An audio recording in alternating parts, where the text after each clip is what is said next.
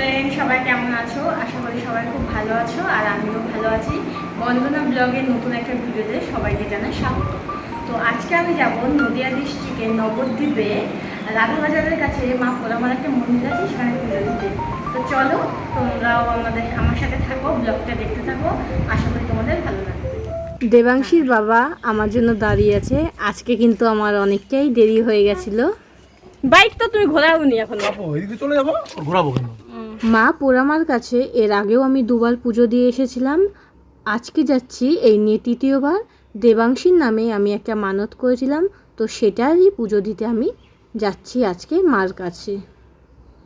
আমাদের সমুদ্রগড় থেকে নবদ্বীপে মা পোড়ামাতলার দূরত্ব প্রায় 13 কিলোমিটার মতো। দেখো, তোমাদের দাদাভাই আমাকে দাঁড় করিয়ে গেছে পেট্রোল করতে। কম আছে পেট্রোল, বলছে একটু দাঁড়াও তুমি। তো আমি এখন ওয়েট করছি একা একা, তার জন্য একটুখানি আবার ক্যামেরাটা অন করলাম।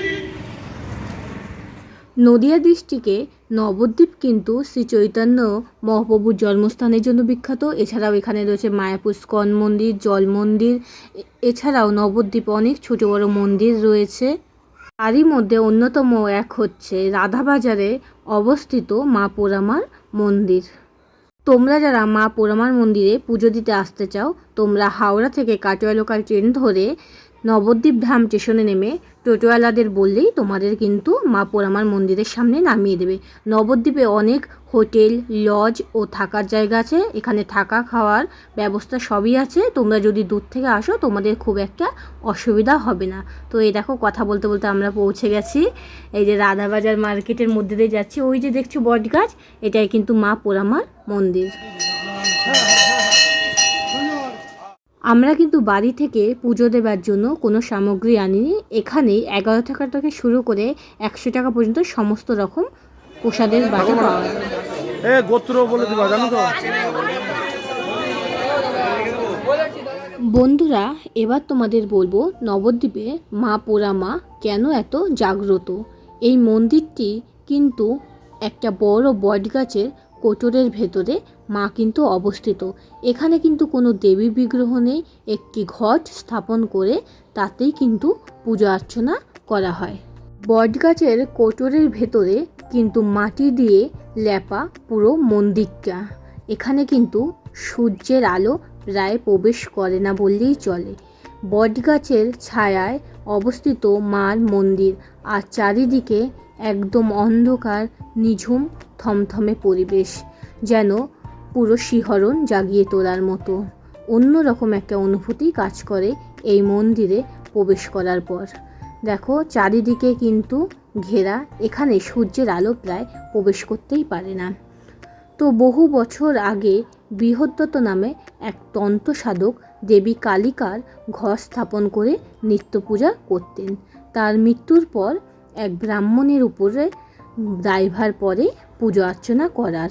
তখন সেই ব্রাহ্মণ একটি গাছের নিচে দেবী কালিকার ঘর স্থাপন করে পূজা অর্চনা করতে থাকে। কিন্তু কোনো একদিন বজ্রাঘাতের ফলে ঘর সমেত গাছটি পুড়ে যায়। তারপর থেকেই কিন্তু মা এখানে পোড়ামা নামে খ্যাত। এছাড়া আরও একটি লোককথা অনুযায়ী দুজন সাধক এখানে তপস্যা করে ও মা সরস্বতীকে পান। এই ঘটনার পর ব্রাহ্মণ ও 9 জন চাষিকে নিয়ে রাজা কাশীনাথ এখানে এসে বসবাস করতে থাকে এবং এখানকার জঙ্গল আগুন ধরিয়ে পুড়িয়ে দেয়। সেই সময়ই দেবী মন্দির ও দেবী কিন্তু আগুনে পুড়ে যায়। তারপর থেকেই এখানের নাম হয় মা পোড়ামা। এই মন্দির কিন্তু মহাপ্রভুর জন্ম অনেক আগে থাকতেই অবস্থিত, কারণ মহাপ্রভুর মুখে প্রসাদ নাকি এই মন্দিরেই হয়েছিল। নবদ্বীপের বহু মানুষের অর্থনৈতিক ব্যবস্থা কিন্তু এই মন্দিরকে কেন্দ্র করেই গড়ে উঠেছে। এখানে নানান রকম ফুলের দ্রব্য, প্রসাদ সামগ্রী, এছাড়া ইমিটেশন ও নানান রকম ঠাকুরের পোশাক, অলংকার সব কিছুই এই মন্দিরের আশেপাশে বহু দোকানে তোমরা পেয়ে যাবে। মা পোড়ামার পাশেই আছে বাবা ভবতারণ মহাদেব এবং অন্য আরেক পাশে আছে মা ভবতারিণী কালী মা। সেই মন্দিরে কিন্তু ছবি তোলা বা ভিডিও করা পুরোই নিষিদ্ধ। তার জন্য তোমাদের কোনো ভিডিও আমি শেয়ার করতে পারলাম না। তবে ওই দেখো, দূর থেকে দেখা যাচ্ছে মায়ের ছবি।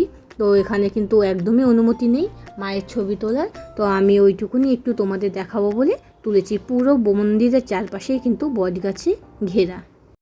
মন্দিরের আশেপাশে কিন্তু অনেক ইমিটেশন ও সিটি গোল্ডের কালেকশান পাওয়া যায়। তো আমি এখান থেকে একটা চুড়ি নিয়ে নিলাম, 200 টাকা দাম বলেছিলাম, আমি 180 টাকা দিয়ে নিয়েছি। তোমরা এখানে অনেক ভালো ভালো কালেকশান পেয়ে যাবে, যদি তোমরা নিতে চাও তো এখান থেকে নিতে পারো। তারপরে আমরা সকালে ব্রেকফাস্ট করব বলে গেলাম বিমলা মিষ্টান্ন ভাণ্ডারে, কিন্তু এখানে দই পাওয়া যায়নি, আর এখানে লাল দই খুবই ভালো হয়, তার জন্য আমরা গেলাম বড়ালঘাটের কাছে। তো এখানে যাওয়ার সময় রাস্তার ধারে একটা আশ্রম দেখলাম, তো আমরা ভাবলাম 10 মিনিট এখানে একটু ঘুরে যাই, তোমাদের একটু দেখিয়ে দিই আশ্রমটা। তো চলো ভেতরে যাই, তোমাদের আমি দেখাচ্ছি আশ্রমের ভেতরটা কতটা সুন্দর। তোমরা যদি কেউ নবদ্বীপে কখনো ঘুরতে আসো, দূর থেকে যারা আসবে অন্তত 2-3 দিন হাতে সময় নিয়ে আসবে, কারণ এখানে অনেক থাকার ব্যবস্থা আছে। এখানে কোনো একটা হোটেলে তোমরা থেকে প্রথমে নবদ্বীপে যে সমস্ত মন্দিরগুলো আছে সেগুলো একটু ঘুরো, কারণ এখানে মানে এত মন্দির আছে তোমরা দেখে শেষ করতে পারবে না। তার মধ্যে কিছু কিছু বিখ্যাত জায়গা হচ্ছে নিমাইয়ের জন্মস্থান, এছাড়া তার পাশেই আছে 60 ফুট উঁচু মহাপ্রভুর একটি স্ট্যাচু। এছাড়া এখানে সোনার গৌরাঙ্গ, তারপরে তো যে পোড়ামাতলা তো আছেই, তারপরে জল মন্দির, এছাড়া অনেক আশ্রম তোমরা দেখতে পারবে।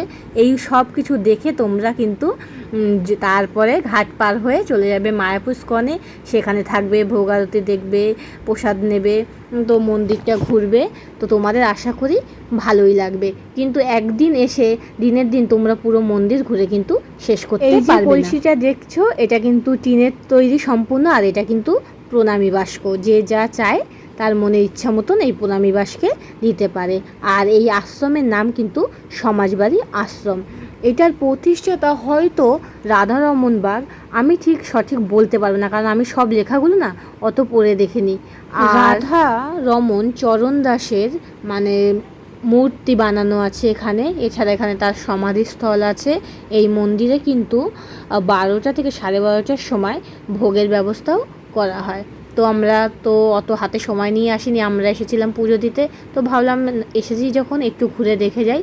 তো আমরা একটু মন্দিরটা ঘুরে দেখলাম, দেখে এখন আমরা যাব হচ্ছে বড়ালঘাটের কাছে, কারণ সেখানে লাল দই খাবো। নবদ্বীপে তোমরা আসলে অবশ্যই কিন্তু এখানে লাল দই বা ক্ষীর দই খাবে। নবদ্বীপের লাল দই বা ক্ষীর দই কিন্তু খুবই বিখ্যাত। তো এই দেখো চলে এসেছি আমরা বড়ালঘাটের কাছে। এখানে কিন্তু দুটো ঘাট আছে, একটা হচ্ছে স্বরূপগঞ্জ যাওয়ার আর একটা হচ্ছে মায়াপুর যাওয়ার। তো আমরা দোকানে যাই ভেতরে, দেখি সকালে এখানে কি খাওয়া দাওয়া করবো। তো আমরা মন্দির না, দোকানের ভেতর যখন গেলাম তখন দেখি দোকানে কিন্তু অত্যন্ত ভিড়, সব মানুষ কিন্তু এখানে বসে তৃপ্তি করে খাচ্ছে, আর সবাই যে যাই খাক না কেন সঙ্গে কিন্তু লাল দই বা ক্ষীর দই দেখি খাচ্ছে। তো আমরা 2 করে 4টে কচুরি নিয়ে নিলাম, আর একটু সঙ্গে ক্ষীর দই নিলাম। তো ক্ষীর দইটা এতটাই ভালো লেগেছে যে বাড়ির জন্য আমরা 4-5টা প্যাক করে নিয়েছি। বাড়িতে শ্বশুর শাশুড়ি আছে, কাকিমা আছে পাশের বাড়ি, সবার জন্যই নিলাম। তারপরে আমরা গেলাম বিষ্ণুপ্রিয়াতে সে আমি ট্রাইপডটা কিনেছিলাম না, ওটা ঠিক করতে গেলাম, কিন্তু ওখানে অনেক দোকানেই দেখলাম সবাই বললো না এখানে এটা ঠিক হবে না। তারপরে কিন্তু আমি নতুন একটা ট্রাইপড কিনেছি, তো সেটার আনবক্সিং ভিডিও তোমাদের পরে আমি দিয়ে দেবো, তোমাদের ওইটা আমি দেখাবো। তারপরে আমরা গেলাম সমুদ্রগড় স্টেশনে, একটা ব্রেসলেট নিলাম, কারণ একটা বার্থডে বাড়িতে গেছিলাম, তো গিফটটা দেওয়া হয়নি, আজকে যে গিফটটা দিয়ে আসবো। এই যে তোমাদের দাদাভাইয়ের এটা পছন্দ হয়েছে, তো ফাইনালি আমরা এটাই নিলাম, আমারও খুব ভালো লেগেছে এইটা। তো গিফট নেওয়ার পরে আমরা আবার বাড়ির দিকে যাচ্ছি, যেতে যেতে তোমাদের দাদাভাই বলছে তৃষ্ণা লেগে গেছে, তো একটু শরবত, লেবুর শরবত খেয়ে নিলাম আমরা। তোমাদের দাদাভাইয়ের সাথে বেরোলে ও শুধু বলে এটা খাবো ওটা খাবো, ওর আর কাজ কি, ও এই করে। তো আজকে অনেকটাই ঘুরলাম, তোমাদের কতটা কি দেখাতে পেরেছি জানি না, তবে নবদ্বীপ সম্পূর্ণ একদিনে ঘোরা কখনোই সম্ভব না, অন্য একদিন গেলে তোমাদের ভালো করে আরও সব মন্দিরগুলো ঘুরিয়ে দেখাবো। তো তারপরে বাড়িতে দেখো চলে এসেছি, দেবাংশীর খাবার শেষ হয়ে গেছিলো, ওর ল্যাক্টোজিন সোটি, তারপর ওর জন্য একটু লেবু নিলাম, আর ওই যে আমার যে ট্রাইপডটা ঠিক করতে দিয়েছিলাম ঠিক হলো না, এই যে ফেরত নিয়ে এসেছি, আর এই যে নতুনটা কিনেছি সেটা তোমাদের পরে আমি খুলে দেখিয়ে দেবো কেমন। এবার রান্না বান্না করতে হবে। বাড়িতে আস্তে আস্তে প্রায় 12:30 বেজে গেছে। এই যে দুপুরের জন্য ভাত আর ডাল সেদ্ধ বসিয়েছি এদিকে। আজকে সেমন কিছু রান্না করব না।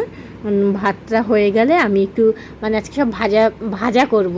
তো আমি সব দেখো কেটে গুছিয়ে নিয়েছি, বেগুন, আলু, ভেন্ডি আর একটু পেঁয়াজ নিয়েছি, কারণ পেঁয়াজ আর শুকনো লঙ্কা ভেজে আলু সেদ্ধ মাখাবো। তো প্রথমেই আমি আলুটা ভালো করে ভেজে নিই, তারপরে আমি রান্নাবান্না করে নিই। ঠিক আছে, রান্না করে তারপর তোমাদের সাথে আবার কথা বলছি। এখন আর ভিডিও করতে পারবো না। এরকম বলতে বলতে আমার রান্না হয়েও গেছে। টমেটো দিয়ে মুসুর ডাল করেছি আর শুকনো লঙ্কা পেঁয়াজ ভেজেছি আলু সেদ্ধ মাখাবো বলে। একটু ডিম ভাজা করেছি আর দেখতেই তো পাচ্ছ আলু ভাজা, একটু ডিম সেদ্ধ আছে, বেগুন ভাজা আছে আর একটু চুনো মাছ না ঠিক একদম ছোট্ট সাইজের বাটা মাছ আমার শাশুড়ি দিয়েছিল, তো সেইগুলো একটু আমি সবজি দিয়ে চচ্চড়ি করেছি। তো সকালে তো ব্রেকফাস্ট করেই আসলাম নবদ্বীপ থেকে। এখন দুপুরে খাওয়া দাওয়া করে নিই, পরে আবার সন্ধ্যাবেলায় দেখা হবে। এই দেখো সন্ধ্যাবেলায় তোমাদের দাদাভাই আমার জন্য আবার চিকেন সেট এনেছে। আমার খুব ভালো লাগে চিকেনের যে কোনো মানে ডিশই। আর রাত্রিবেলায় আমার শাশুড়ি মা দিয়েছিল শক্তিগড়ের বিখ্যাত ল্যাংচা। তো তোমাদের কার কার ভালো লাগে বর্ধমানের ল্যাংচা। ঠিক আছে, ভিডিওটি আজকে এখানে শেষ করলাম, বাই।